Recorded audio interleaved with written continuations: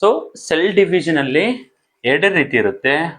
ಎರಡು ರೀತಿಯಲ್ಲಿ cell division ಆಗುತ್ತೆ, ಮೈಟೋಸಿಸ್ ಅಂಡ್ ಮಿಯೋಸಿಸ್.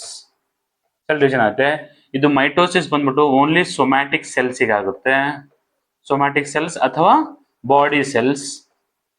ಇದು ಡಿಪ್ಲಾಯ್ಡ್ ನಂಬರ್ ಆಫ್ ಕ್ರೋಮೋಸೋಮ್, ಅಂದ್ರೆ ಇಲ್ಲಿ 46 ಅಥವಾ 23 ಪೇರ್ಸ್. ಪೇರ್ಸ್ ಅಂದ್ರೆ ಜೊತೆ, 23 ಜೊತೆ, ಅಂದ್ರೆ 23 ಜೊತೆ ಎಲ್ಲಿ 23 ಪೇರ್ಸ್ ಅಂದ್ರೆ 46 ಕ್ರೋಮೋಸೋಮ್ಸ್ ಇರುತ್ತೆ. ಸೊ ಇದು ಮಿಯಾಸಿಸ್ ಬಂದ್ಬಿಟ್ಟು ಗ್ಯಾಮೆಟ್ ಸೆಲ್ಸ್. ಗ್ಯಾಮೆಟ್ ಸೆಲ್ಸ್ ಅಂದ್ರೆ, ಸೊ ನಿಮಗೆ ಗೊತ್ತಿರೋ ನಿನ್ನೆ ಹೇಳಿದಾಗೆ ನಾನು ಸ್ಪರ್ಮ್